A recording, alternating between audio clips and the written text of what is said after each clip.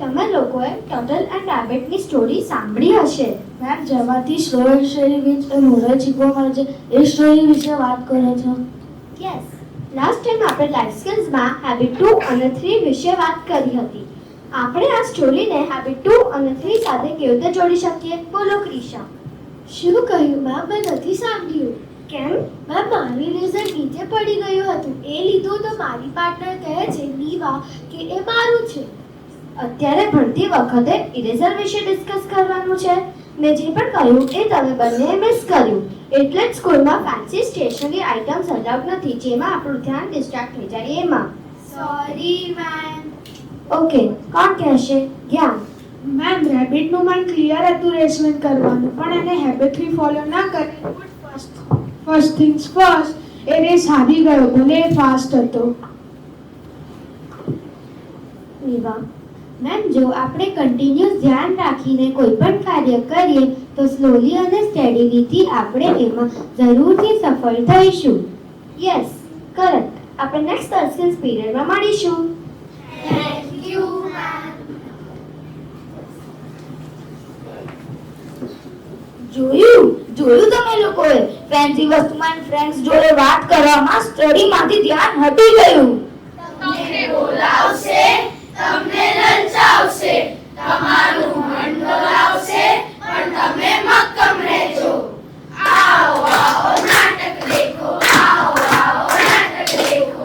ટીચરની ચિંતા, મમ્મીની પરેશાની, જાણીએ ફોકસનું મહત્વ, કરીએ ડિસ્ટ્રેક્શનને કાબુ. Scene 2 at home.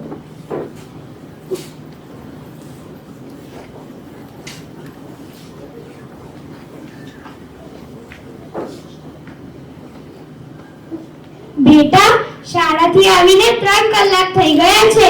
હવે અભ્યાસ કરવાનું શરૂ કરો. હા મમ્મી, હું હમણાં બેસું છું. Still busy watching video in mobile.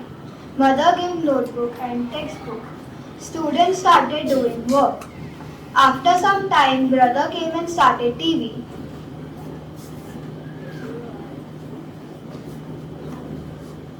ચાલ આદિત્ય, કેટલું મસ્ત કાર્ટૂન છે, ચાલ ને જોઈએ. Both started watching TV.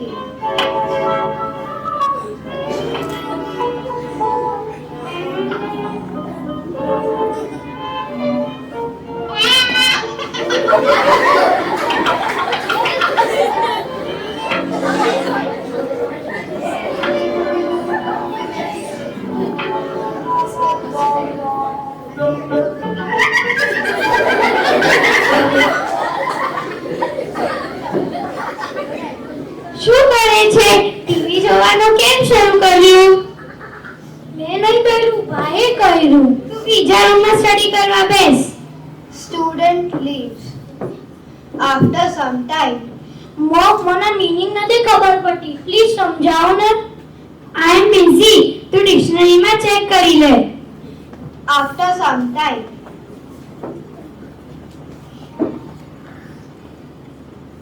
શું કરે છે? મોબાઈલમાં વિડિયો જોવાનું કેમ શરૂ કર્યું? હું મીનિંગ ચેક કરતો હતો. કેટલો ટાઈમ લાગે મીનિંગ ચેક કરવામાં? વિડિયો જોવાનું કેમ શરૂ કર્યું? doorbell rings, some friends enter.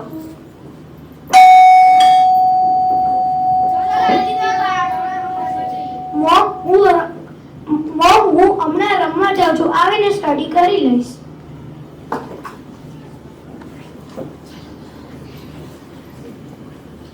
જોયું તમે લોકોએ ટીવી, મોબાઈલ અને ફ્રેન્ડ્સ ને ટાઈમ આપવામાં સ્ટડી રહી ગયું.